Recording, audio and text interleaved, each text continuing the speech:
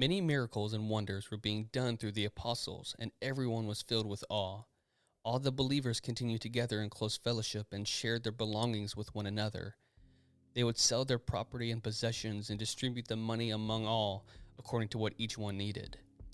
Day after day they met as a group in the temple, and they had their meals together in their homes, eating with glad and humble hearts, praising God, and enjoying the goodwill of all the people. And every day the Lord added to their group those who were being saved. I'm Tim, And I'm Chris. and this is the Deconstruction series.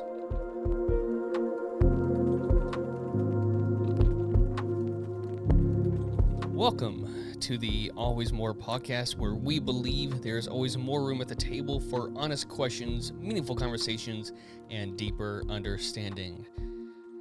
Today, we are continuing our Deconstruction series. And so if you haven't listened to the other 5 episodes in this series, There's only 5? I know, it feels kind of weird, right? I feel like we've been doing this forever. It feels that way. Like 17 episodes in, and we're just like, all right, now we're on to our second topic. 5 episodes, guys. And so if you haven't listened to them, it might do you well, just because it gives you some context. And as we've shared in the first episode, one of our greatest influences in deconstructing was just listening to people. And so when we listen and we seek to understand, we often disarm ourselves and genuinely search for the truth in the matter. And so in order to understand some of the context as to why we're saying what we're saying, it might do you good to hear all of what we've been saying regarding this series, in this series. So In order. yeah. And if you're listening to this one randomly, welcome. Glad you're listening. You should listen to the series. I would go back to at least the first episode and listen to the full episode, because we've gotten a couple of comments that were they were unnecessary, I think. Yeah. Unnecessarily rude. Well- And people just assume things. They didn't actually Right. listen to the whole episode. They caught like the clip that we put on TikTok Yeah, or Instagram, and they just ran with it. They just ran with it. We had one person got really upset that we shared, or that we we suggested someone to follow. It was a certain person, and there's like, and I guess they've heard us talk about this other person before, but if you can get onto this person, then you shouldn't recommend this person. I'm like, homie, we're not trying to convince anyone of anything. We just kind of like some of the ideas this guy has. Yeah, we say constantly, like, we don't agree with 100% of everything that these people say that we're suggesting. We're just saying, like, this particular instance, we liked what he said about this. Yeah, and to be fair too, and just in case you guys don't know this, I'm not going to share a person or a book or whatever from someone who deliberately shares a message of hate or shares a sub message of discrimination or non-affirming whatever. I'm just Right. I'm not going to do it. Like, Right. it's our podcast. We do what we want with it. We still consider ourselves Christians, but if someone is deliberately out there just sharing things that are bringing harm to others, spiritually, emotionally, whatever, we're not going to do it. Just not going to do it. It's not going to happen. Not Not gonna here. happen. All right, guys. So we are in part 6 of this series, and today we are talking about American and Christian nationalism. Yeah. So this will be a real fun episode This for some people that have recently come at me on Facebook. Chris, let's start this thing out. Yeah. So we'll go ahead and, just as always, start off with some stats that Tim gathered. I did not gather. But according to a 2018 Woodrow Wilson National Fellowship Foundation survey, That's a mouthful. it is, only 1 in 3 Americans is actually capable of passing the U.S. citizenship exam. Isn't that wild? Like, you're born into this country, and everybody talks about, citizens first, America first, but only 1 in 3 Yeah. can pass. I actually took the practice exam myself recently because I saw a TikTok about it, and I passed. Yeah. Yeah, I think I only got like 2 questions wrong. Yeah. But everything else, like, it's stuff that should be easy, but looking at the statistic, it's insane that only 1 in 3 can pass. There was a video that Jimmy Kimmel posted a while back, and granted, it's both sides. You can find idiots and people that are not intelligent, left or right. It doesn't matter. But someone by the mention of Ted Cruz harped on Jimmy Kimmel because he claimed that the people that he showed in this one video were all Democrats or whatever. Like they couldn't point something on a map, and so he deliberately went out and only chose to show Republican people or people that voted for Trump or whoever. Right. All right, show America on the map, dude. It was frightening. Just like America? Just show us America. Like they asked other countries too. Like actually no, they asked just name a country on the map. It was a globe. And they couldn't, like, half of them could hardly do anything. It was remarkable. I mean, granted, again, it's upsetting. Again, it's all sides, but it's just this stat actually kind of just shows you just how little I think all collectively we are all kind of just lacking in the understanding of our nation. You forget a lot of times that average intelligence means that half of the world is dumber than that. That's what I always forget that. Like, half of the world is dumber than average intelligence. Average doesn't mean baseline. And guys, and again, to be clear, we're not blaming the people that don't have this information. It's not their, well, for the most part, it's not their fault. It's our education system. Yeah. And which we'll get into later on, for are. sure.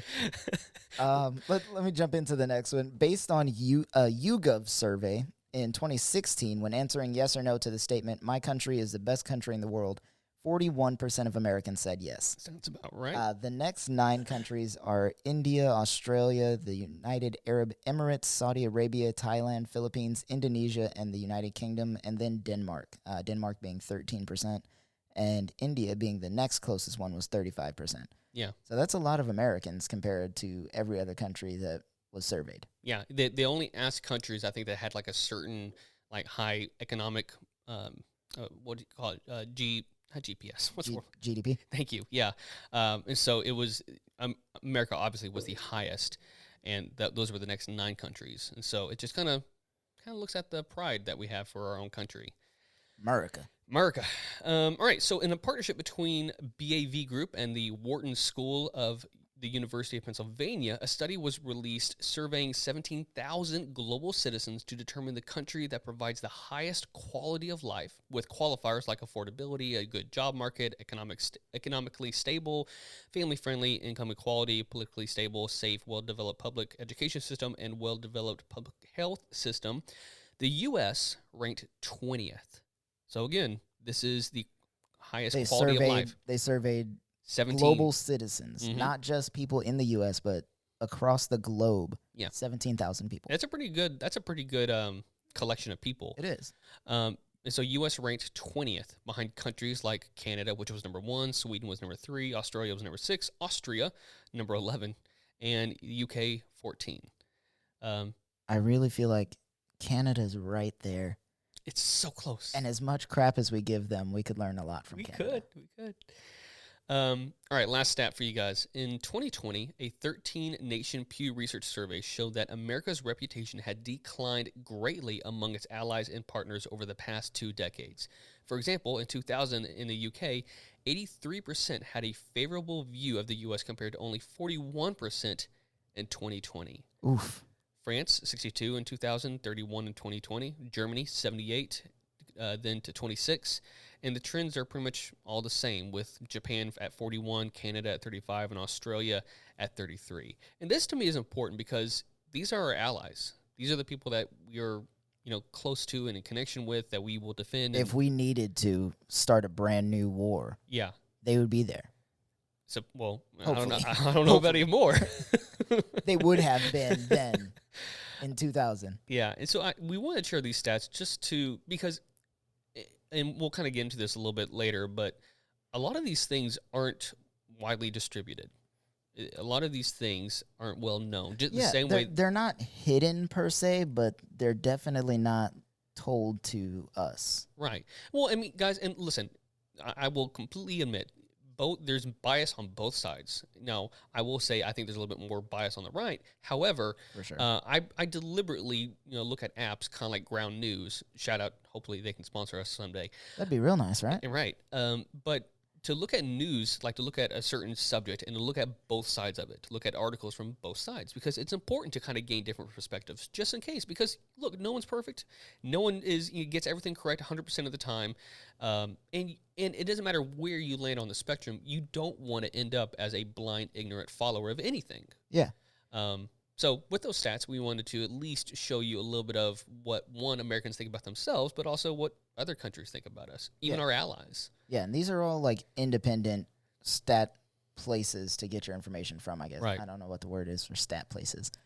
Researchers and whatever. They're all sociologists. the point is they're not being funded by like the Clinton family. All right, Right. They're not being funded by the left or the right. It doesn't matter. They're independent. They do this stuff simply for research purposes. Yeah. So let's go ahead and get into some ground rules. I think since we do that every episode, should be another thing that we keep going for whatever. Some of the ground rules to keep in mind in the back of your head. Recognize some common thoughts that we know people are going to have on the episode. Yeah, this one especially. First and foremost, we are not anti-America. No, we're not. We're not saying that America sucks and everybody needs to move to Canada. We're not saying anything weird like that, at least not in the sense that most people would assume. Yeah. Some of my specific family members that I can think of right off the top of my head would assume. It's like the way propaganda, the spoken word poet, artist, rapper, propaganda says, I don't hate America. I just demand that she keeps her promises. Come on. That is my entire viewpoint on America right now. Like, I don't hate America. Yeah. If I had the opportunity to kneel with Colin Kaepernick, I absolutely would. Mm-hmm. Not because I hate America, but because we're promised certain things, and until those things are being given to us, we are not living up to the potential that America has. That's the whole point behind protesting, is living up to the potential that America has, kind of making sure that it's held to the standard it's supposed to be, that it claims to be at. 100%. And this is real important going forward, like we said in many episodes, because many have like many people like confuse being critical of your country with being hateful towards it. 100%. Anytime you criticize America, people get real defensive and they're like, oh, well, you just hate America. No. Anytime you criticize the police, they're like, oh, you hate the police, therefore you hate America. You hate the troops. None of that is related. None of that is true. Just being critical doesn't mean that we hate anything. So actually, that's the second ground rule that we have here, is our critical stance does not mean that we hate veterans. Yeah, we want to make that clear, because that's usually one of the punches, one of the things that people on the right, just to be honest, they try to throw in people's faces. Now, look. You hate the troops. Bro, no. That's not it. That's not the case. We have family in the military. My family are the troops. My dad was in the Army. My mom was in the Army. My brother's in the Army. I tried to join the Army. They wouldn't take me because I'm type 1 diabetic. And then I tried to join the Air Force. Yeah. And then I tried to join the Marines. All three of them told me the same thing. No. But, it is what it is. We don't hate the troops. Just because we're critical doesn't mean we hate. Yeah. And I want to say something, too, just real quick regarding this. As someone who used to be hyper-conservative and who loved military history, and I still kind of do, I find myself hearing from more liberal circles, and I can tell you that these are not the majority of conversations happening on that side of the spectrum. Right. I do my best, again, to listen to both sides, but one of the things that I was surprised as when I started listening more and more to things on the left, they're not as hateful as the right made them out to be. Yeah, we don't sit around pentagrams holding candles just talking about how much we hate the troops. Yeah. That's not a thing. No, I will be 100% honest and real. I think I believe a lot of this stems from the hate that did arise from towards veterans during the Vietnam War, which I do recognize and observe that there definitely was some. Now, granted, a lot of that hate was misdirected. Oh, for sure. And it was for the first time that war crimes and things were being brought to light, and people, especially it's televised war. Yeah, and people on the left were falsely accusing all veterans and all soldiers, all Marines, whoever, of doing said things, and that is definitely wrong. But I think that hatred or that fear of hatred or that accusation carried on ever since then, and that's what 50 years since that. It's been a minute. And full disclosure, my grandfather served in Vietnam. He was one of those people that was not viewed upon very lightly on his return. And so most of my complaints, from what I gather with the left, or what I gather from people on the left about wars, have nothing to do with the individual soldiers or the servicemen who have volunteered or were drafted, but rather it's the men in charge. It's the men with power. And as former U.S. President Herbert Hoover said in his speech in the 23rd Republican National Convention in 1944, older men declare war, but it is the youth that must fight and die. Yeah, Come on. that's 100% accurate. Yeah, and I did want to make one more thing clear to it before we continue on. I have, me personally, and I don't know about you, Chris, but I have a lot of friends and family members and even mentors who fall on the conservative side of things. And I still think they're amazing, beautiful, intelligent, smart people. And I think it doesn't matter what their beliefs are, because they love people and because they care about people and they choose to listen, I respect them. And Right. so most of what we say today are not directed at those who choose to listen and to care, to love their neighbor. So, Right. because we're going to speak in broad terms, and that, as we've been doing pretty much this whole series, and I don't want, that's one of the things I've struggled with in this series, is I don't want those who I love and those who might think differently from me think that I hate them. And I know they know that, but I just wanted to make it clear that we have nothing against people who love people, if that makes sense. Like, Yeah. genuinely care about people. One of the podcasts I listen to religiously, ironically, is called the Holy Post podcast, and it's filled with people who are Christians who I differ greatly on theology, but they care about people and they love people. They actually want to help people by getting vaccines, and they speak out for that, and they actually cared about things like Black Lives Matter. And so there are people that I will listen to that are conservative because they choose to love and listen to people. And so just want to get that out there, that, again, I know we've probably said it a million times, but we don't hate anyone on this podcast. We love people. There are like two people I hate, but we'll move on from there. It's not the people we're talking about on the podcast. It's a personal thing. It's very deeply personal. Yeah. But we'll move on from All there. right. Maybe we'll talk about that in another episode. Yeah, maybe. Keep listening if you want to figure out who it is I hate. I think that's a pretty good setup. We'll move on from there. We're going to go ahead and take a break real quick. All right. Well, I guess we'll move on then. We did pretty quick. Yeah, I'm pretty sure it was the fastest intro we've ever had. It's pretty quick. So, yeah, we'll go ahead and jump to break. Did we record a new commercial, or is it still the same one? It's still the same one. Don't hate me. I won't hate you. Maybe we'll record a new commercial soon. I'll try. Stick with us, guys. We'll be right back.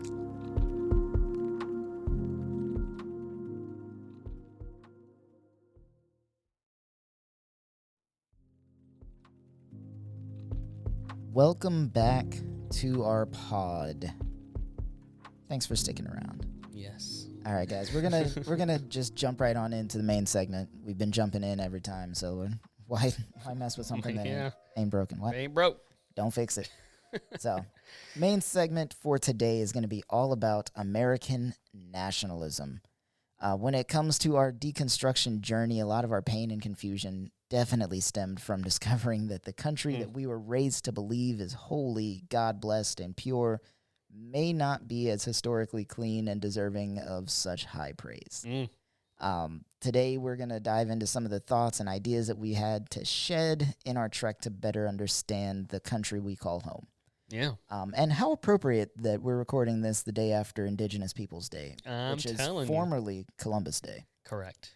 So I'm sure if you're listening to this podcast still, you probably don't celebrate Columbus Day anymore. I mean, no, that's not true. There's some people I know that might, but I think at least, and this is this is the whole reason why we're bringing this up, because there's conversations to have about him and about the whole, like, do you know why Christopher Columbus, like, the whole holiday, like, came into existence? Something to do with him having sex with a manatee? What? Oh, you don't know that story. I don't think I want to know that story. Yeah, so that is a thing from his own diary where he, like, straight up had sex with a manatee, and he complained about it because he was saying it was a mermaid, and people were like, yo, that's definitely not a mermaid, man. I don't know what you're looking at. He was like, no, she was just a little chunky. She was ugly, but, you know, it is what it is. There's stories about But that. why would and that- then also a story about him having sex with a llama. Why would that be a cause for him to have his own holiday? It's not. I just wanted to point that out. Look, this is the man that I will, with no love whatsoever, refer to as Bitchtifer Columbitch. Oh my gosh. All right? I have no love for Columbus. I know he's Italian. He's your people. No, but, no, no. but Look, guys. If you want, look, we're not going to get into this, but just look for the main reason why if I'm not mistaken, it was because the president wanted to appease the Italian immigrants that were coming over. Yep. And then secondly, look at how the people that did the whole Spanish Inquisition viewed Christopher Columbus. Oh yeah, no, he was hated by his people. He was too hardcore of a colonizer for the colonizers. Like these are the people that were leading the Spanish Inquisition. I know. And they were just like, "Hold on, man. Let's take it back a notch." Like you're getting a little out there. Oh they arrested God. him. They stripped him of his titles. He died penniless and alone, not because and nobody believed he discovered America. Like It wasn't they told because of us cancel when we culture. were kids. It's because he was the worst. Yeah. He's in the bad place, for sure. Yeah. But We digress. maybe we should do a whole episode on Christopher Columbus. Maybe one day. Let's save it for way down the road. Save it for another rainy day. All right, so I'm gonna get into this with a little bit of my story because this is a subject that I'm particularly a little passionate about. Very passionate. I really enjoy talking about it. And so I'm gonna preface this with: if you know me for a while, you'll know that I am a history junkie. I love history. In fact, before I went to full-time ministry, it was my major in college. And so I think my love of history, I think it started with hearing stories from my family members. My grandfather on my mom's side, he was like I mentioned earlier, he was a medic in Vietnam.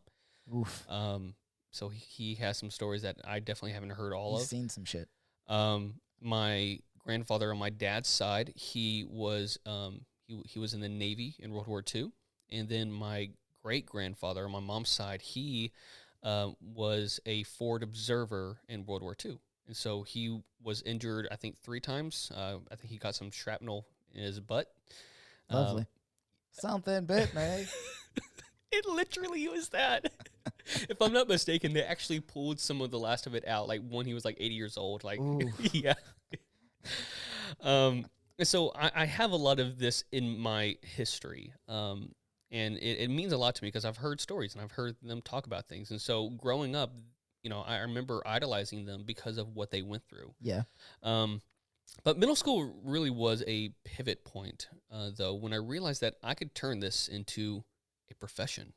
That was a thought, right? A personality, at least. Mr. Pierce was kind of the spear point of that. Mr. Pierce. Mr. Pierce. I doubt he's listening, but he would definitely look. He was a good teacher, no doubt about it. He was. He loved to teach, and he taught very well. He inspired a lot of people like myself to get into history, and so what I believed back then is that we, the United States, America, we are the heroes all the time, no matter what. Mm-hmm. That we were the defenders, that we were the winners. And so, like my journey into religious deconstruction, the first time I began to question what I had learned started in college. And guys, Texas college, CTC, it's not like this super liberal Harvard or whatever. It's a community school. Which is insane that Harvard is considered liberal. I know.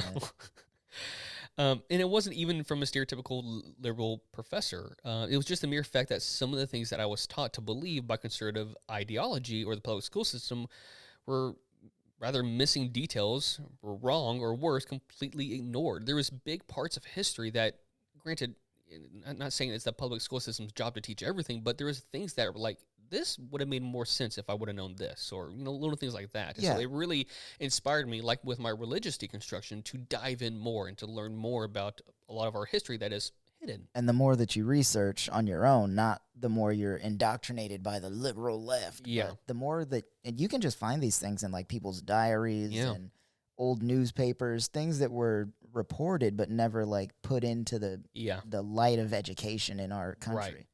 So things like America's colonization of island nations, including Hawaii, look that up, guys. Never learned about that until I started doing my own research after hearing from people that live there, native Hawaiians. Yeah. War crimes committed by individuals, again, individuals in American wars, Americans' darker origins, wars started by America, and America has started wars, by the way. That it was not involved in. Yes. And its atrocities committed by America's presidents and government on indigenous peoples all began to put doubt in my conservative understanding of U.S. history. So it led me to look into more sources, books, movies, and perspectives on the history that I used to feel so confident in. And while many of, not most of these discoveries have shed a dark shadow on America's so-called righteousness, it has eliminated my love for home and to feel empathy for those who were, or excuse me, it hasn't eliminated my love for home and to feel empathy for those who were ignorant of the actions committed by those with power and wealth. And it's basically just reiterating what I said before, is that we recognize that. I think I mentioned last week that I started rewatching, or I finished rewatching Band of Brothers. Yeah. And I was listening to a podcast about that show, and Tom Hanks was talking about it, and he's talking about, because he was one of the producers and the creators of the show. Yeah, because he was in the movie. No, he was in Saving Private Ryan. Saving Private Ryan. Yeah, I get those. Spielberg and him did both of those things, Yeah. though. Anyways, he talks about how, obviously, the reason for the show was he wanted to show that these were just average, humans, boys in a way, who were caught into this war and who were made to see and do horrific things. Yep. And so I will be the first to defend veterans, because they are pulled into these things more often than not, rather through draft or rather through propaganda or through whatever. And so today we're going to be unpacking some things that, I don't know, it's sensitive, but it's important to talk about. It's important to, as a person who loves history, it's important to have conversations about. Yeah, so, for sure. Let's get into it. Some of the things that we'll be unpacking, like Tim was just mentioning, one of the things that I hear all the time, because it doesn't matter how far left you lean. Like, you can be an absolute leftist communist living in Texas. You are going to hear it. America is the best country in the world. Or its sister statement, Texas is the best country in the world, which I'll agree with. I think Texas is the best, but America is the best country in the world. Let's actually discuss what the U.S. is number one in, though, shall we? Let's do it. And all of our sources are in our show notes, so if you don't believe us, feel free to scroll down and click on a couple of links. That's right. Read where our sources are coming from. And there are plenty today. This is not just stuff that we wanted to say. No. We brought receipts. We are number one in healthcare spending. Yep. U.S. per capita healthcare spending is more than 2 times the average of other developed countries, which basically just means that we're charging twice as much for things that services doctors do. Yep. Medications, all that stuff. We are number one in our incarceration rate. So despite making up close to 5% of the global population, the U.S. has 25% of the world's prison population. That is mind-boggling. The next 10 countries, El Salvador, Turkmenistan, Palau, Rwanda, Cuba, Maldives, Virgin Islands, Thailand, Bahamas, and Panama. Those are the next 10 anything remarkable about those countries? They are all second and third world countries, according to America's beliefs. Yeah. And we have way more prisoners than any of those countries. Yeah. Per capita. That's not just like the number, but it's also per capita. Oh, yeah, for sure. We're way up there. 25% of the global population for prisoners. Yeah. We are number one in gun ownership, which a lot of people see as a good thing, I guess. I like guns, but it's excessive in our country for sure. It's resulting in some things for sure. With 120.5 guns per 100 individuals. That's 12.05 per 10 individuals. That is 1.2 guns for every person we have in the U.S. That's insane. Yeah. The next closest rate is the Falkland Islands, which is 62.1 guns per 100 individuals. That's the next closest one. We literally double that. And the global average is 26.2 per 100. Yeah. That's 2.5 guns per 10 people. Yeah. We have 1.2 per person. Yeah. That's insane to me. And granted, full disclosure, I'm one of them. Yeah. No, completely. I'm part of the problem. I own guns, not just a gun, but guns. Yeah. And it is what it is. Go listen to our episode about guns to hear more about that. Yeah, we did another episode on guns. Go check that out in the previous episodes. we are also number one in military spending with $778 billion Crazy. per year. Yeah. Per year. Higher than the next 11 countries combined. Half of which are our allies. Yeah. By the way, if the U.S. police were its own country, it would come in third on that list, only behind the U.S. itself and China. Isn't that just... Our police budget beats almost every other country's military budget. So, guys... So when we say defund the police, that's what we're talking about. We're not saying just quit. A lot of this spending is spent on things that aren't needed for police officers to Why do their do your job. police officers have tanks? That's my question. There you go. Like, I understand they need cop cars, they need guns to protect themselves. Yeah. There's a lot of things that they need. Uniforms, paper for printers, they need phones, they need drug testing equipment, all of that stuff. I get it. That's fine. But why do they need, like, full-on assault rifles, SWAT gear for every police officer, and tanks? Yeah. That I don't get. Just, again, third behind the U.S. and communist China. And this is like 200 and some odd different sovereign nations in the world. Yeah. We're third for just our police. Never mind our military, because look, you can argue the merits of having the world's strongest military all day long. Yeah. That's great. $778 billion, I feel like, is a bit excessive. We're also one of the only militaries with military bases in our allied countries areas. That's all well and good. Argue that for what it is. Our police, though. This is stuff we say for this episode, and we didn't talk about in our race episode. I just want to point that out. I deliberately put it in here for this. No, I'm aware. That's why we didn't bring it up, because we were going to talk about it today. I just want to point that out, that I could have come at this from a race standpoint, and I didn't. This is from a purely budgetary standpoint. Yeah. It's insane. Defund the police, guys. Hashtag defund the police.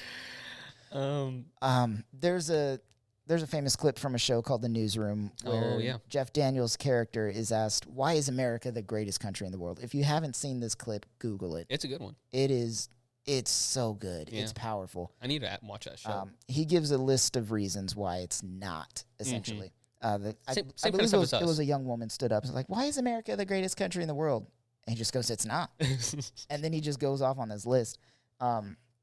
He says that there are 207 sovereign states in the world, and like 180 of them have freedom.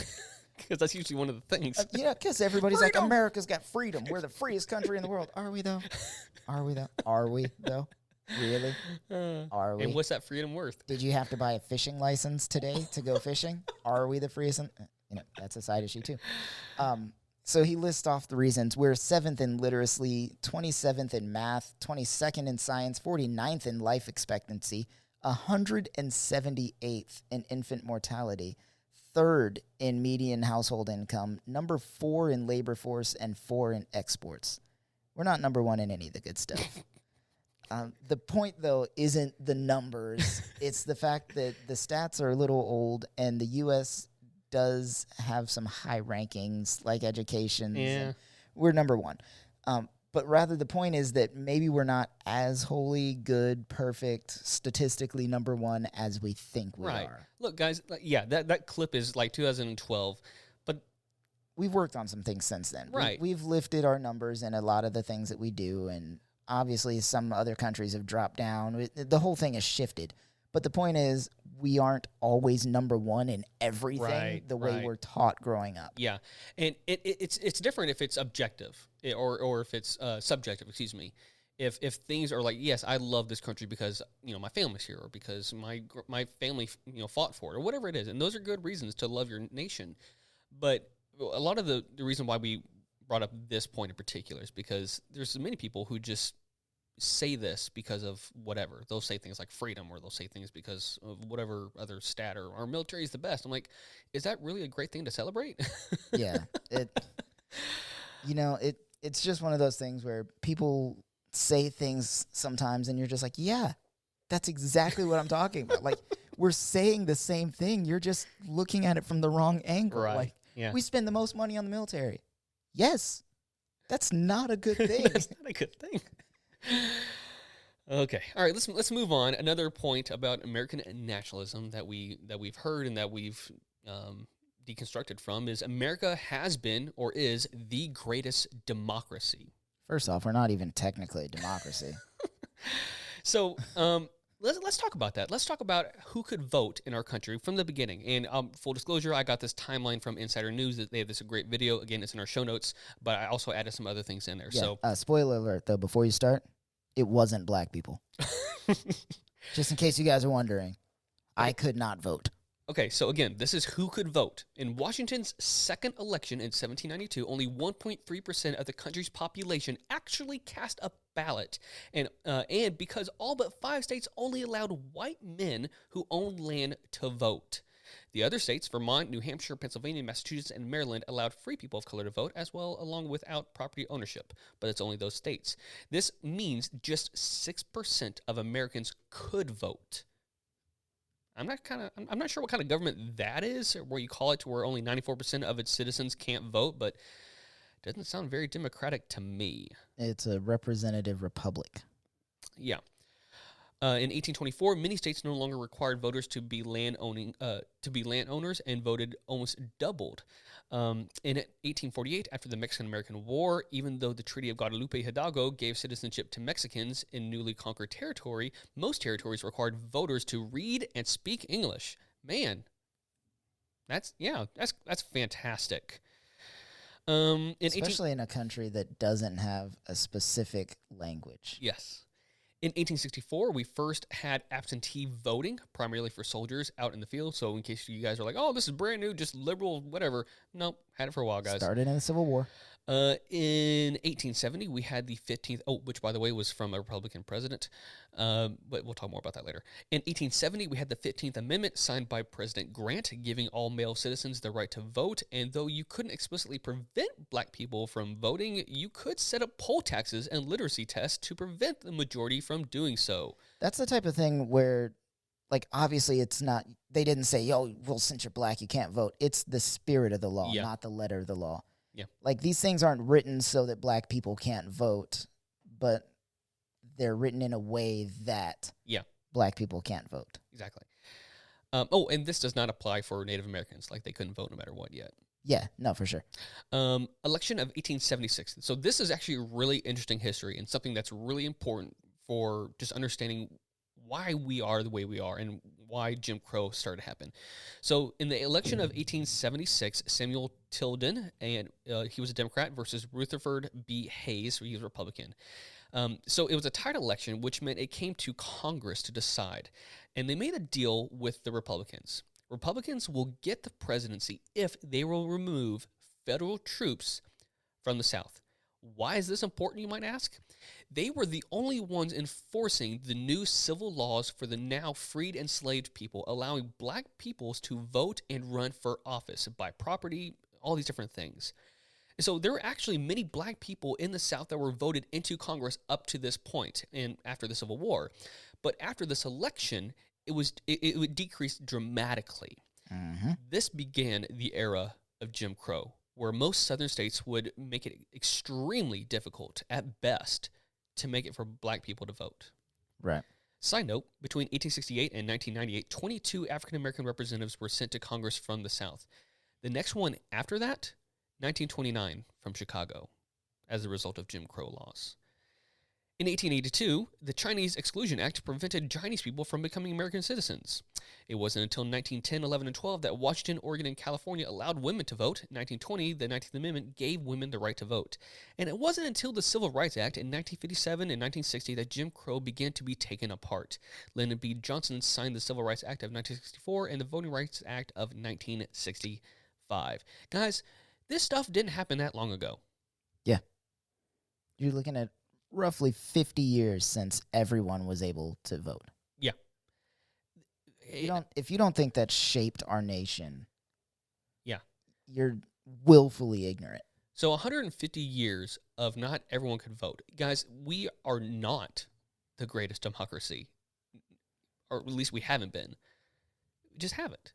we that is such a false accusation. And again, this is not saying that America is trash and we have to hate it and everything. But again, we should at least understand where our history comes from, where we have been, what we have done to those who are different from us, who are not in power. Yeah. Chris, let's go on. One of the other statements that we'll hear is the liberals are trying to erase our history. Especially during that statue and monument thing where everybody was trying to bring down Confederate statues, which I wish was still going on. I live in Belton. I drive past a Confederate statue every day. Oh yeah, it's right outside the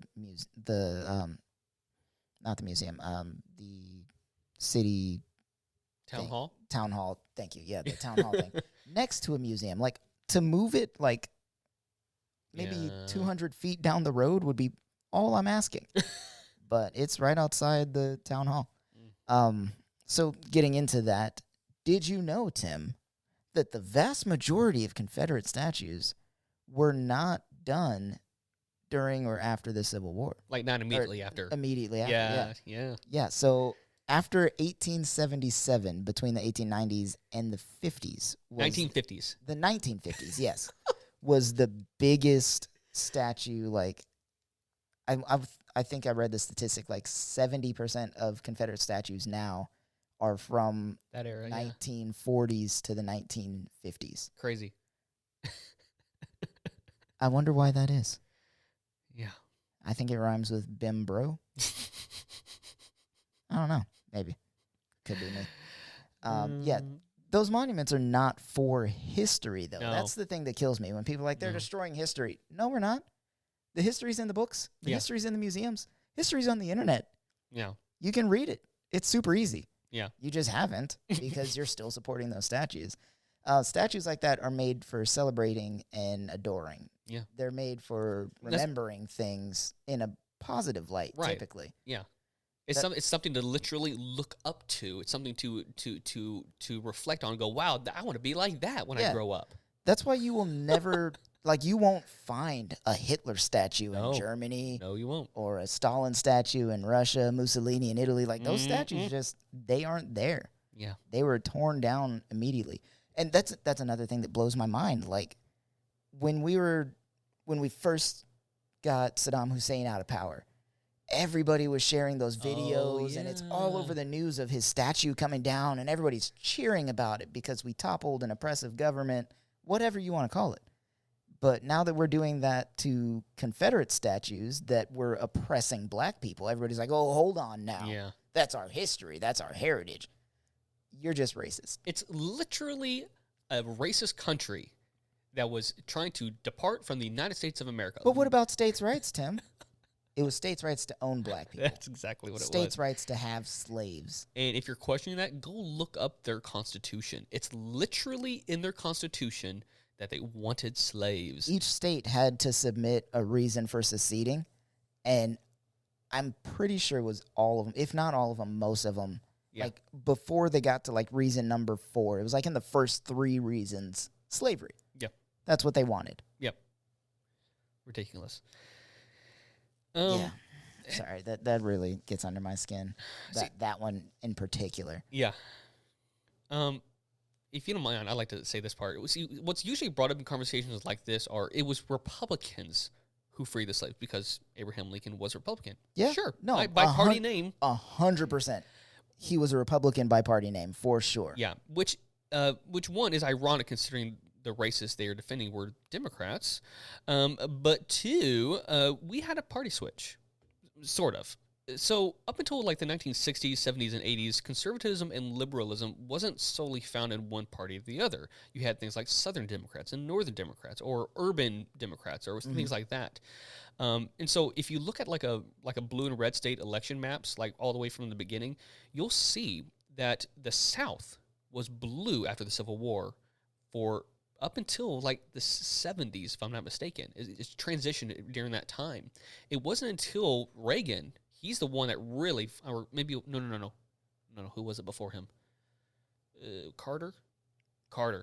Like, it wasn't until that era that it really started to switch, where the Republican states became the Southern states. Right. So the way I understood it is there were two parties, and the Democrats were the ones that had the KKK and the more conservative Correct. people. The KKK eventually tried to like move away from the Democrats though because they weren't extreme enough. Yeah. And they formed their own party, the Dixiecrats. Yep. Which during the party shift, the Dixiecrats started voting Republican. Yeah. And the people that typically voted Republican were like, all right, this is a bit much. So they started voting Democrat. And it kind of like, as people left one party, people came to the other one. Right. And they just kind of like rotated the positions. So now the people that were liberal as Republicans are now the liberal Democrats. Yeah, and yeah. that's when that started happening. And then, like you said, Carter became the big push behind that. Yeah. Yeah, all this stuff, and there's a video that really depicts this greater than what we're saying, but there's a video by the Holy Post, Phil Vischer, and I'll put it in the show notes, but the whole video is about why do white Christians vote Republican and black Christians vote Democrat, and this video explains this concept and how basically it kind of came down to the urban voters and how they a little bit more quote unquote liberal.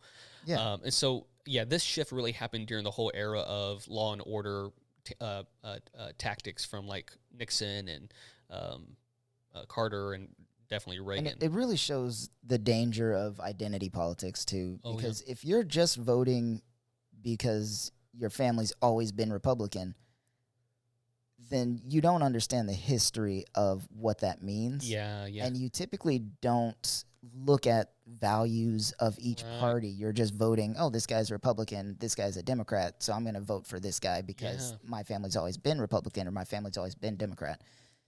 It becomes a really dangerous thing because they can say and do whatever they want as long as they claim to be Republican or Democrat, they have your vote. Right. And they know that. Yeah. No, it's really, I had a conversation with my dad a while back. It was really interesting because his mom voted Democrat all the time. They're from Iowa.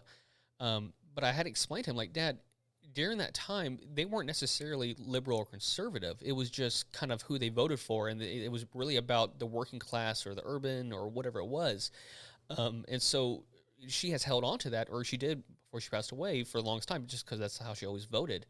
But I showed him a video. It was actually, I think during that video where I actually showed where one of the Dixie Democrats who just basically didn't want segregation or desegregation and didn't want all these different, civil rights things happening, he switched parties because of that. And so it's not as simple as we all have been brought up to believe. Yeah. While we're still on that topic, though, one of the things I wanted to say is that the people that are overtly racist and even terroristic nowadays, like, you can say the Republicans freed the slaves and Republicans are the real heroes of history all you want. When somebody gets arrested for terrorism against black people, or rarely, when they get arrested for it, not killed, they're almost always far right. Yeah. Like, they're Republicans, albeit extremist Republicans for sure.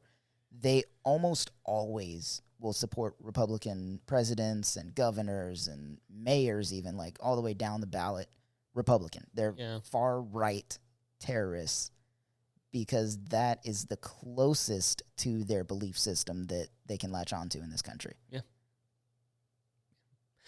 Let's move on. Next. Like we said, we're a little heated on this topic, and I make no apologies. The next thing that we hear all the time is we're a free nation. We have freedom. Like, they think the Braveheart speech was an American thing. Like, anytime you hear the word freedom in America, they just automatically assume it's American. Like, no, they were Scottish, dude. Like, they were legit wearing kilts. Just because it was Mel Gibson doesn't mean it's an American speech. But, beside the point. According to the Human Freedom Index, America actually ranks at a tie in 17th place. Not even a number one tie. In 17th place, behind countries like New Zealand, Switzerland, Hong Kong. Hong Kong, as far as most Americans know, is just a city in China. It's actually its own, kind of. It has its own, like, it's a country sovereignty. Yeah, because it gained freedom from Britain in, like, 96, 97? Yeah, it's still in China as a city, but it's also a country. It's a weird thing. Yeah. It's kind of like actually how the U.S. has states, and most other countries are like, "What is a state?" Well, we're our own thing, but we're also part of the U.S. It's a thing. Yeah. So sorry, Hong Kong, Denmark, Australia, Canada, Ireland, Estonia. Estonia, man. Those Which- guys. Estonia, man, come on. If you're Estonian, let us know. Hit us up. Please. Japan, the UK, and more. Obviously, because we're 17th place. Tied for 17th Tied place. for 17th. Not even like we hold steady at 17. According to heritage.org, the U.S. ranks 20th on the Index of Economic Freedom behind countries like Singapore, New Zealand, Taiwan, Canada, Iceland, the United Arab Emirates, Netherlands, and Chile. Chile. And according to Freedom House, which, quote, rates people's access to political rights and civil liberties in 210 countries, So they know what they're doing. the U.S. ranks 61st, tied with South Korea, Romania, Monaco, sorry, I always get Monaco and Morocco confused, Monaco, and Panama. So if you thought we were doing better than Panama, you're wrong. You're tied. I don't know if you've ever seen that show Prison Break, but that happened in Panama. Yeah. And we're tied there. Yeah. Probably because of our canal, but it is what it is. Okay, so all of these assumptions, among many others, have given a false notion, and this is important, that the United States is objectively the best country in the world, and has led to great hubris and great harm to others. They breed other false notions, like we are the defenders or the police of the world. We epitomize freedom and therefore need to enforce it to the world. And by the way, going into a country and toppling a government to replace it with a democracy is still imperialism. Yeah, it's still colonization. Yeah. It also produces thoughts like, we can't allow others to come into this nation because they might ruin it. And let's talk about immigration for a second. We are a nation made of immigrants. Immigrant. Yeah. Granted, most have been white Europeans, but the fact is that our heritage is to allow people into our borders, not out. Brown European. That's what? I was born in Germany. Oh. I was like, what? On an American military base, granted, but my dad is an immigrant from Honduras. I am an immigrant from Germany. My mother is national-born U.S. citizen. She was born in Washington, I believe. I'm pretty sure she was born in Washington. So Cool beans. I'm a citizen, but I'm an immigrant. But more on immigration later. But it also blinds us, these assumptions, from learning the complexities of other thoughts and mindsets, and makes us unnecessarily fearful of new ideas. Xenophobia. Yeah, like socialism is one of the weapons used by conservatives to bring fear to Americans who are not learned on all the aspects of different ideologies and practices.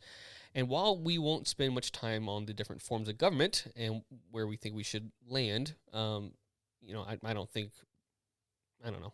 It's complex. I'll leave it Look, like I shared a Facebook post the other day that got a couple of comments where somebody said, they posted a picture of a homeless camp in, I think it was in California. And they were like, this is the future housing plan under communism. And I was like, bro, this is the current housing plan under capitalism. Like, that is an actual picture of the U.S. right now. Yeah. That did not make the point you thought it was trying to make. Yeah. And I posted that, and somebody's like, well, we can't, support communism. And I was like, granted, I understand what you're saying. Theoretically, communism is great. In practice, historically, it hasn't worked out. Yeah. But we've never had a true communist country in the world. Right. And I'm not saying that communism is the answer. Yeah. I'm saying capitalism ain't it, Chief. It's not working, and you can't say that the things we fear for the future, if we do this, this, and this, are horrible if they're already happening. Look, guys. When I was youth pastor, I would say all the time to some of my student leaders, if you're not helping, you're killing it. You're making it worse. Yeah. My point is that obviously where we're at today with our homelessness, with our the state of our economy, the state of our with people who are of color who do not have the same economic freedoms as everyone else. Obviously, what we have hasn't worked. Mm-hmm. I'm not saying that means we should just get rid of capitalism, because I do on a personal level, I do like the freedoms that capitalism does provide. There's a middle ground, though. There is, and that's the problem. That's the problem is that we create these defenses as if capitalism and communism are the only two parts of the spectrum that we can, adore to, and that we can't move at all to. And it's just like, no, it's just like how we are a democratic republic. We're not just a straight up democracy. We can adjust how we are to better fit our country and its needs. Yeah, only Sith deal in absolutes. So we're going to end this section by saying that, again, we don't hate America. Nope.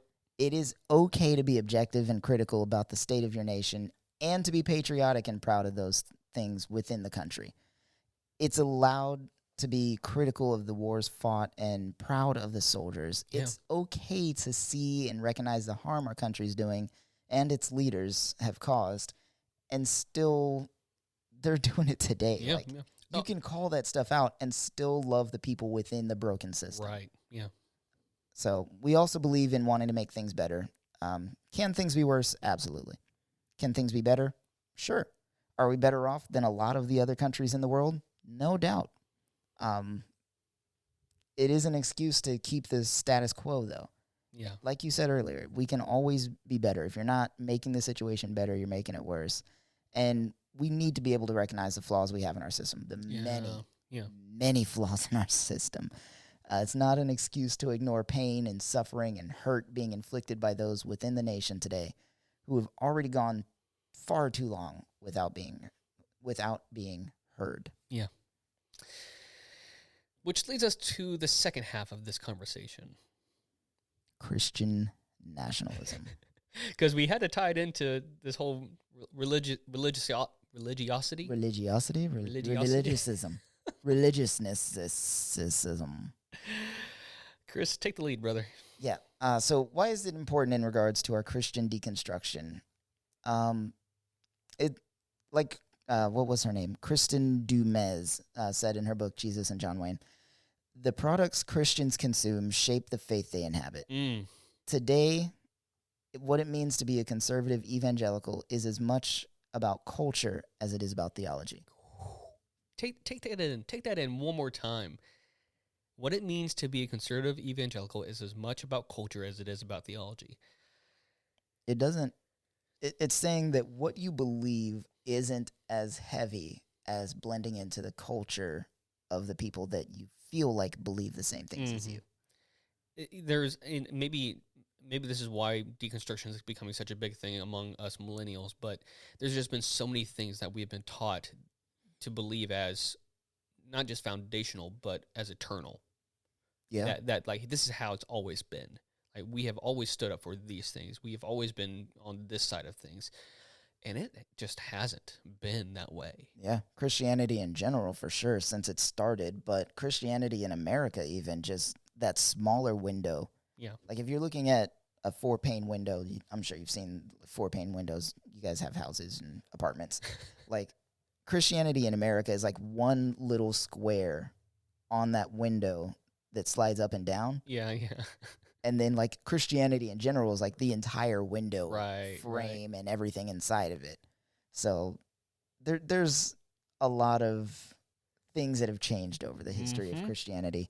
And it's weird to see how infinite we think America is when it comes to Christianity. Yeah. So we're going to dive into that assumption, actually. America was founded as a Christian nation. Let's break that down a bit. Yeah. First off, regarding the founding fathers. Let's break if some you've knuckles. seen Hamilton, we're about to get into it. I am not throwing away my shot. We can't paint them with a broad stroke in either direction. Yeah, absolutely. First off, they were like 12 when they founded this country. Young. Yeah.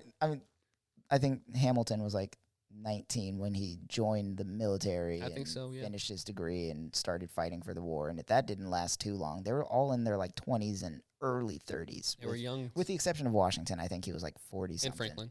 And Franklin, yeah. But everybody else was like real young. They were our age. They were the millennials of the time. Oh, yeah. Actually, they were millennials of the time, I guess. No, not millennials. They would have been centurions. No. They're centurions of the time, going into the 1800s. Yeah. So they were human beings with a wide range of faith all along the spectrum. Right. And remember, in the same way that many Christians and pastors have criticized people who proclaim they're Christian but don't seem to live up to the standards of what a Christian is, it's only fair that we do that with our founding fathers. So let's look at a few, for instance. Ben Franklin. Yeah. Ben Franklin was a self-proclaimed deist, doesn't necessarily believe in the Trinity or resurrection. Yep. Washington was hard to read, as while he would attend the occasional church service, he was called a deist and would avoid kneeling for praying and other common Christian practices of the day. John Adams and Thomas Jefferson faith were also muddy, as both would practice some common practices of the faith but fail to mention or live by others. Slavery. You okay? Yeah, I'm good. It sounded like you were saying slavery. I just want to make sure. Slavery, right? That's one of the things we're talking about. Slavery, owning people, human beings, as though they were less than. I really love that song, Puritans. Is it Propaganda? Precious Puritans, yeah. Oof. That's on our playlist. You guys should listen to that if you haven't. You can research many books and articles looking for evidence of both perspectives, and trust me, you will find plenty.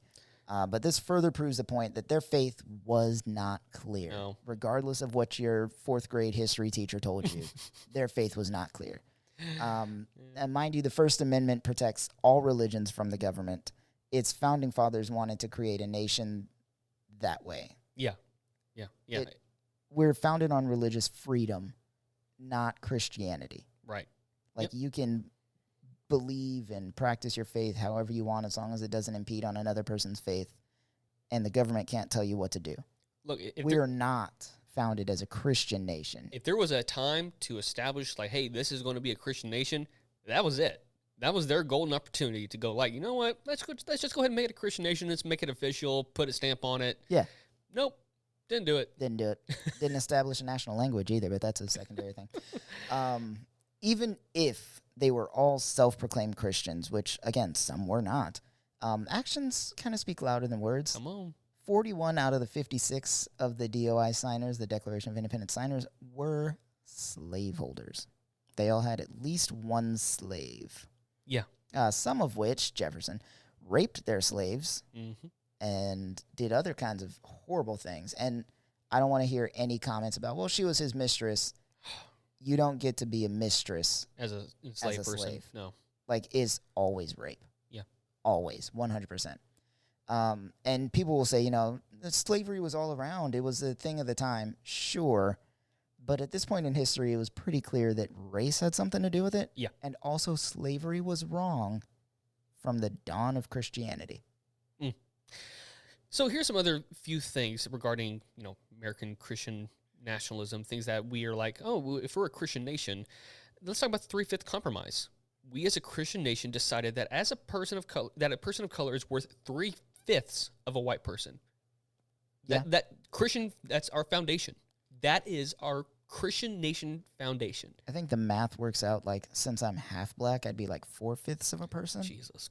But also, I wouldn't be allowed to vote anyway, so it doesn't matter. Oh, God.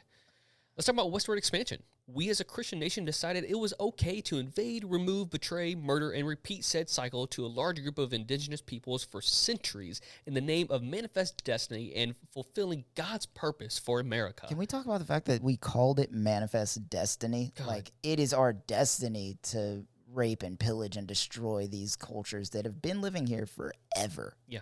But now that white people are here, we want it. Yeah. And it's ours. I remember... We're going to use disease and guns to do it. Intentionally use disease. Smallpox blankets were a thing. Like, they intentionally spread diseases, not just by accident, which accidentally happens, but intentionally spread disease. Yeah. I'm going to... Y'all should go look up Andrew Jackson and just see what a piece of trash president human he was. Because he was the push for a lot of that stuff. Oh, yeah. So let's talk about segregation and race. It was the Southern white Christians at the time, the Southern white Democrats, who would eventually evolve into modern-day evangelical Republicans, who were calling for segregation, for interracial marriages to be illegal. Mm-hmm. And they were not the minority. No. That's why Loving Day exists. Yeah. Like, because we had to fight for it. Private schools in the 1950s and 60s evolved because white people, wanted to avoid black people in schools. Yep. It boomed in the 50s and 60s. Prior to that, very few. Yeah, because segregation was becoming a national thing, and you couldn't receive state funding if you were still segregated, so they just became private schools. Yeah. Where they drew their money from the people that were enrolled there, and they could Wealthy basically people. say, hey, you can pay us to have your kids away from black people. Yeah. I would highly recommend reading White Too Long. If you're a Christian, read that and Trouble I've Seen. It talks about this, just to be completely honest, it talks about the problem with white Christians during segregation and Jim Crow era. So as Jared Stacy puts it, here's the thing. If you want to claim America was founded as a Christian country, from the Puritans' New England way to the Southern establishment colonies, you must explain how Christianity fueled possession of native lands and the enslavement of black bodies. Not to mention internment camps for the Japanese. Again, the inability for Chinese people to vote or be considered human even. All of that stuff. You have to justify all of that with Christianity. Yeah. Good luck. If you know anything about Jesus, good luck with that. Yeah. Next up. Speaking of Jesus, immigrants. Yeah. Y'all don't know. Jesus was an immigrant, yo. Yeah. He was born in Bethlehem and then immediately had to flee to Egypt. Yep. And then came back from Egypt and traveled all over his area. That's a refugee. Jesus was a refugee. Look, guys, we have the Statue of Liberty in New York Harbor. That's like one of the biggest points of American exceptionalism that we have. It's on all of our postcards. Proud to be an American, Statue of Liberty right there. Its placard says, "Bring me your poor, tired, and weary." But we have so little sympathy towards refugees and immigrants. Yeah. It's mind-boggling. Yeah. People are leaving war-torn homes where neighbors are beheaded, where people are being shot in the streets, women are being abducted and raped by government officials. They're leaving these places where they don't have running water, and we don't want them coming here. We throw them in cages, and we separate them from their children, and we just assume that they're all drug dealers and gangsters and bringing their crime, and they're not sending their best, and whatever Trump said. And for all the record, that BS. And for the record, guys, the people on the left are just as upset at Biden with all this as they are with Trump. Like, no, he made promises that he is not keeping. Yeah. And we are not happy about it. Yeah. This is not a left or right issue. This is an American issue. Yeah, I say that because people on the right won't see that outrage from people on the left. Because the right won't show it. They'll just go, oh, all these people are just siding with Biden. This is what it looks like now. It's like, but you were saying this never mind. No, we're still mad about it. Like, I don't care who's throwing people in cages. You're throwing people in cages, you're wrong. Yeah. Like, and understand, guys, my family is Honduran. There was a massive caravan that came from Honduras. It was like 12,000 people. And when they got here, everybody was just like, send them back, don't let any of them in. Send them all back. They should have sought asylum in Mexico, which is doing the same exact things as Honduras. But they came to America because it sets itself up as the land of the free, home of the brave, where everyone is welcome, the land of opportunity. Yeah. And then they get here and they're treated like shit. Yeah. And I remember, like, specifically one time I was in my job, I was dealing with a customer, and I said, just as a thing, because they had Honduran cigars they were smoking while we were dealing. And I said, hey, my family's from Honduras. And this person looked me dead in the eye and said, okay. See, I didn't know that. I thought you all spoke Spanish. You're one of the good ones, though, right? Like, your family didn't come here in that caravan, did it? Jeez. And granted, I don't know. I definitely have some family in that caravan. I don't know what level of family there, but I'm related to, like, most of that country, so... my family was one of the founding families in that area. So I didn't know how to respond to that at the moment. And I was like, well, no, my dad joined the U.S. military when he was 18. And the customer I was dealing with was like, oh, okay, so he did it the right way. Mm-hmm. Way better than those people trying to sneak into our country.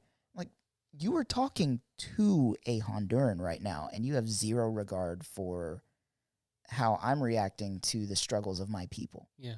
Like, granted, my dad did come over here a long time ago, joined the military, got citizenship. I was born to his family on an American base. Like, obviously there's a right way and a wrong way, a legal way and an illegal way according to the government. None of that matters to me, but like, these people do not care Yeah. about human life because they don't see it as human life. Right.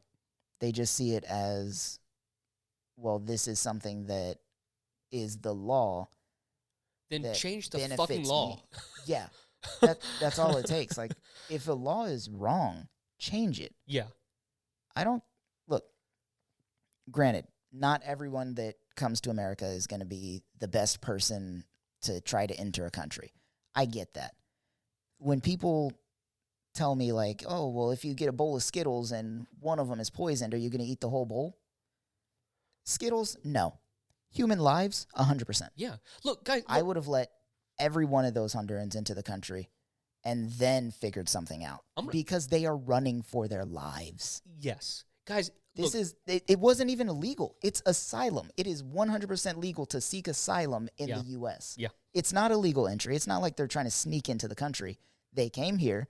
They sought asylum from something that is a war crime in any other country out there. Yeah. Things that are happening to them that we set up governments in other countries all the time to, and that's what we justify that as. Oh, we're stopping this from happening. But when people come to us, we're like, no. You go back to where you came from. We'll come get you if we want you. Yeah. That's what really upsets me about that. Guys, we can, when it comes to look, granted, like Chris said, there are people out there that sure they are coming in to do some damage. 100%. Take advantage of the country. You're right. I get it. Yeah, yes. You're right. But the majority are not. You cannot begin to tell me that these families coming over with their children, they would rather just have birth or they would rather just let their kids come over and throwing their kids over the fences like we saw with Afghanistan. You can't tell me that these guys are trying to destroy the nation. That's bullcrap. Look, even if me personally, look, I understand there's a fear of wanting people coming over to harm, to injure our own families. But number one, the stats that show that people coming over, there are very few that actually do that.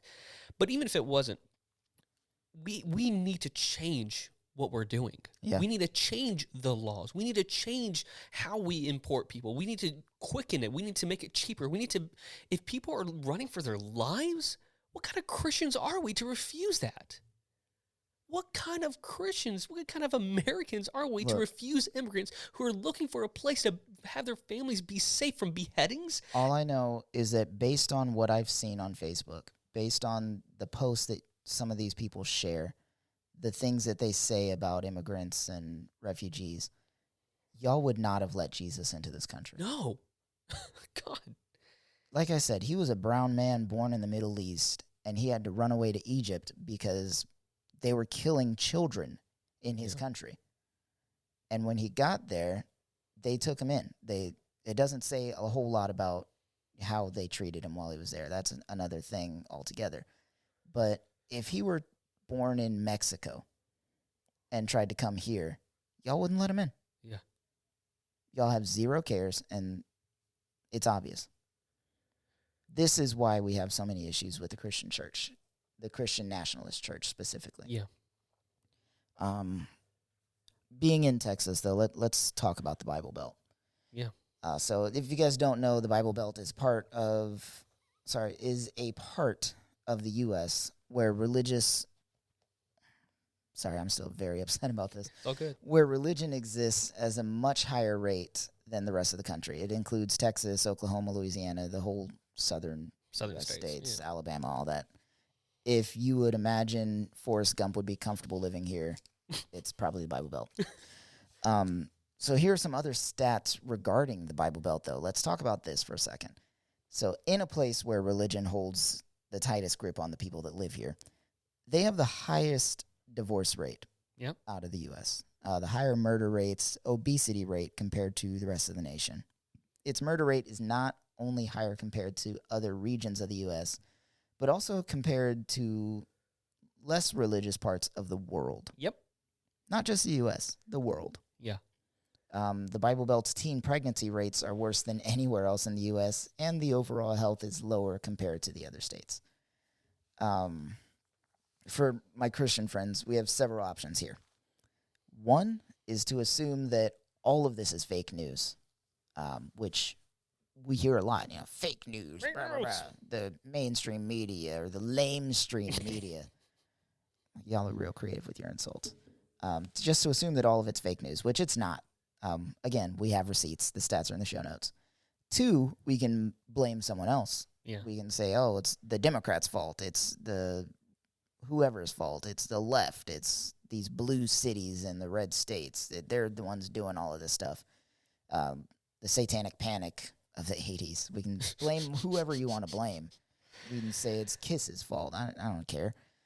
Or three, we can just own our shit and take responsibility. That's just take it. Just like we did this. Yeah. We have allowed this to it's so funny too, like hearing, and I don't hear it that much anymore, but when millennials really were making a fuss about things, and you would hear older gen people saying, like, look at these guys saying this or that or doing this, like, homies, you're the guys that raised us. Yeah. You're the ones that shaped us. Participation trophy generation. You're the ones that handed them out. We didn't buy them. We weren't giving them to the kids. There wasn't some 5-year-old smelting his own participation trophy so he could hand it out to his best friend on the end of soccer season. Like, no, y'all did this. This is you. We are working with the hand we were dealt. Yeah. Like, this is not. And so that's what we mean by just taking responsibility. Like, look, we can point fingers all day long about this stuff. The mere fact, the reason why we're sharing all these stats and all these things is because this is the kind of stuff that's hidden from conservative circles, from Christian conservative circles. Yes. And it's important to bring things up, not to bash Christianity as a general thing. We still love Jesus. We still think Jesus is amazing. The problem is that its followers are doing really stupid things. In his name. In his name. Like, y'all don't realize this is a modern day crusades. Yeah. Like, just because we're not over there with swords killing Middle Easterners, like, doesn't mean we're not doing the same thing. Right. Yeah. Yeah. We are hurting people. We are killing people in the name of Christian nationalism. See, this is the blend. This is where it all comes together. This is why we're talking about American nationalism and Christian nationalism, because it's one and the same. Unfortunately, it's become one and the same. Most of what the church holds on to today is a result of manipulation from conservative political leaders and Christian pastors seeking to become powerful and or relevant in America. Simple as that. Yeah. Guys, I cannot, and I know I've mentioned it this whole series, but I cannot recommend enough Kristen Dumais' Jesus and John Wayne. If you don't want to read it, go buy the audiobook. If you don't want to listen to a whole book, fine. Go look in our show notes. We have this series, a podcast series from the Holy Post where they actually interviewed her and kind of did it by decades, like little sections. Please, you can see how... Get the Cliff Notes, man. Just something. You can see, and this is why it's such a big deal to me, is I see why I was taught what I was taught. I see why my parents were led to believe certain things regarding their faith. And it's damaging. Yeah. And again, that's not to say that what we have is all trash or to bash Christianity or just the church, but it's to say, like, this is where we are. This is where we've come from. This is how we got here. And if we're going to fix it, we have to acknowledge some of this history. And we have to kind of go back on it and go, okay, we need to change some of things. Which leads us to... We've been debating if we want to talk about it or not, because I don't think I want to go through all the notes here that you have, but no, I don't either. In our show notes, we'll include a couple of TikToks and different things about this particular person. But this is what everything that we've talked about produced one of the most controversial figures in American history to date, President Trump. Yeah. I'm not going to start bashing Trump. Anything I've said about him, you can see on my Facebook. I'm not his biggest fan. But all of this stuff produced someone like Trump. Yeah. A person who was far too wealthy to connect to the regular people. A person who is great at manipulating his fan base and believing whatever he wants them to believe, whether it's voter fraud or vaccination conspiracy theories. The person who's great at saying, well, I never said this, Oh, God. even though he definitely did, and there's receipts, but somehow people believe him. Yeah. Just those kinds of things. And whether it was Trump or whether it was someone else, the way that our country has been going was always going to produce someone like this. Yeah, yeah. It was always going to be this type of person as our leader. Whether it was Trump or someone from a political family, doesn't matter. It was always going to be this. And the problem that I have isn't Trump himself. It's the things that he said and did that the church just supported. Right. And whether it's because he's a Republican or because they completely agree is irrelevant. The fact of the matter is that he said a lot of horrible things. He did a lot of horrible things. Yeah. And the Christian church supported him. As a whole. Majority. Yeah. Let's redefine this. Evangelical Christian, white Christian evangelical church. The problem isn't him being Donald Trump. It's the fact that he was a bully, he was vulgar, he was a liar, he's a master manipulator of his own base anyway. Like, anybody with a regular objective ability would be able to see what he's doing. Yeah. But some people just got so sucked into it. And to this day, I see, like, Trump 2024 flags. Like, bro, he lost. Yeah. Move on. You don't have to hero worship this guy who at best was a mediocre president. Yeah. A horrible human being. At best, you could argue he was a slightly less than mediocre president. He wasn't our worst president. You could argue that. I would say he was, but, you know, it is what it is. All of that just boils down to, what can Christian nationalism make these people who claim to be the loving followers of Jesus Christ do? Yeah. What can that brainwashing make you believe? We Christians were never meant, literally, Christians, Jesus followers, were never meant to be this encompassed, this loving of a country, of a nation, of a state, whatever. It's so backwards, and it's so ironic too, because I'll hear all the time. I heard all the time, you know, we're not citizens of this country. We're the citizens of the kingdom. Sure, okay. Great, act like it. That's exactly. So let's end here. The facts are what they are.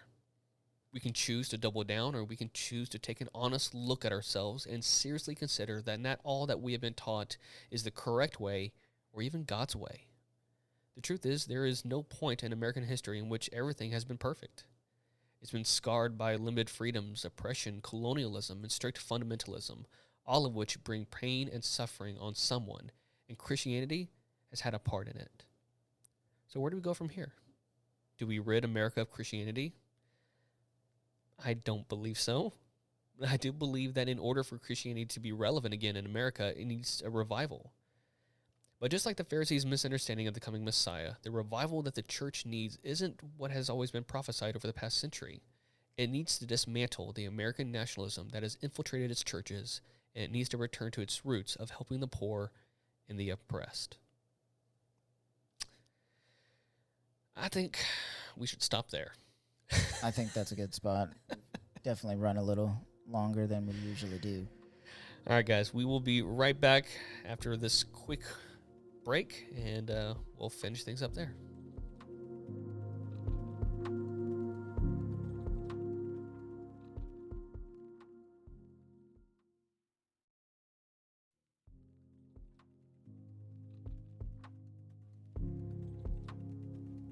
Hey, guys. So I know that was a little passionate. It was a little bit longer than usual, and we appreciate you guys sticking around. As politics are, I guess. Yeah.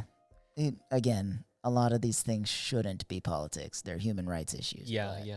They are now called politics, so it is what it is.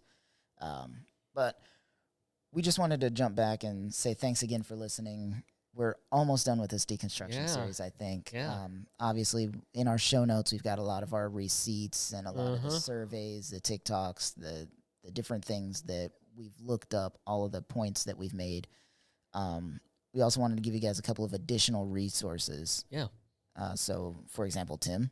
Yeah, so I didn't mention this in the show itself or in this episode really, but there's a guy by the name of Jeremy Courtney, and he has this organization called Preemptive Love, and they go out into places like Afghanistan, Pakistan, Iraq. These nations, it really started since the war in Iraq and Afghanistan, and are basically just humanitarian help. They go out there and they help people. It doesn't matter who they are, it doesn't matter what they believe, it doesn't matter their political stances, it doesn't matter their religion.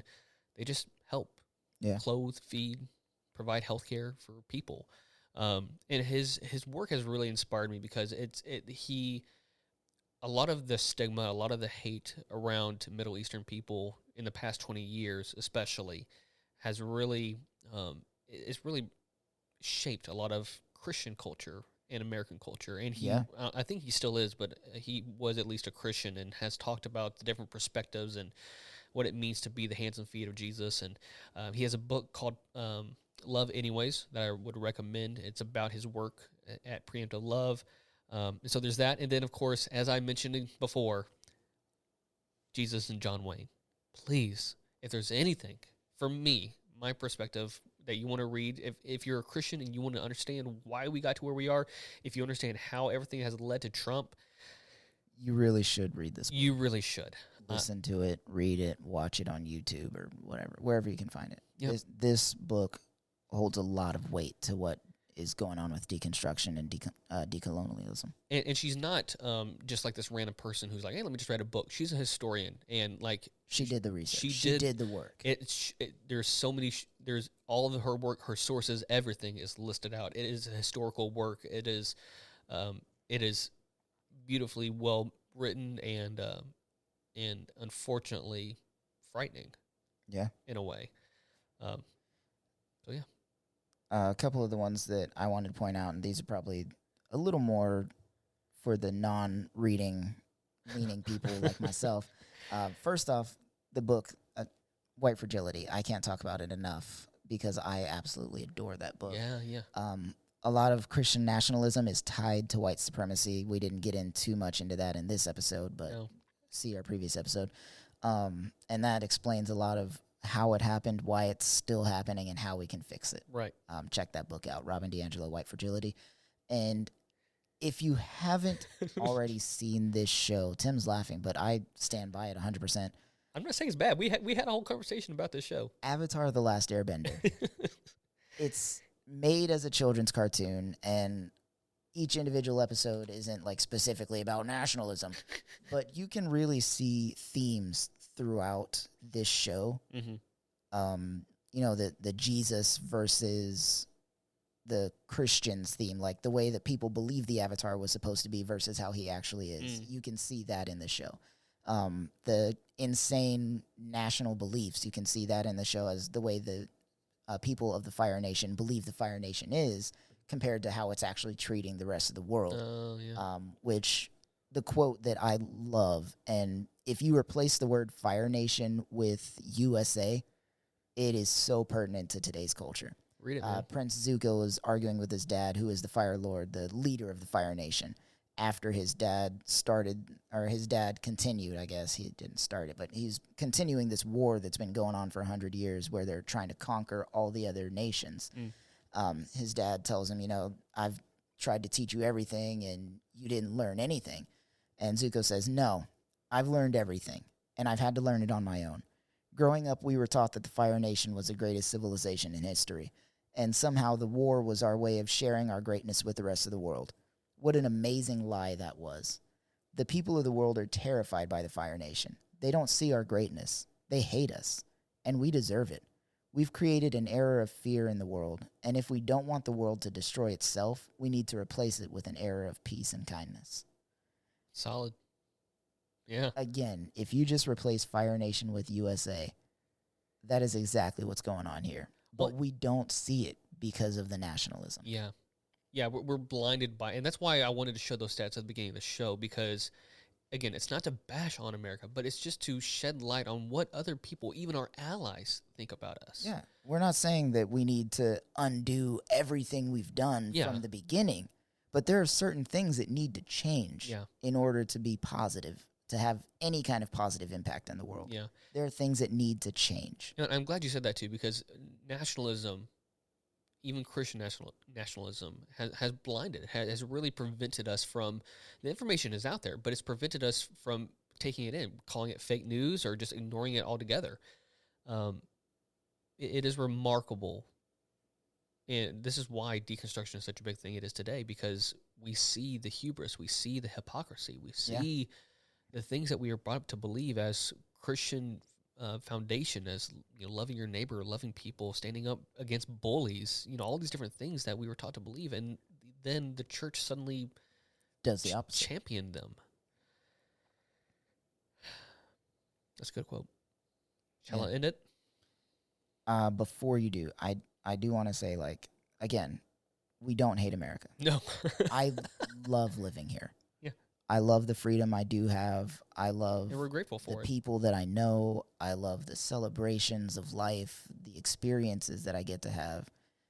I love this country. Yeah. And we're grateful for those who have served and those who are serving. And for sure.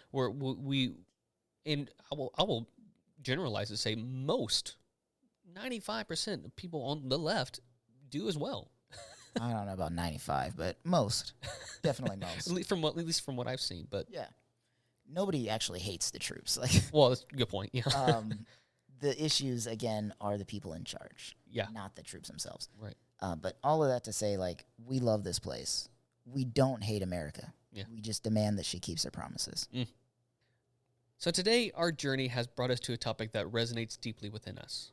With family members and friends who have served, fought, and died for us in our country, this discussion was and will never be simple for us. Like war itself, American and Christian nationalism is convoluted with many perspectives, ideas, and questions that cannot all be addressed within a singular episode.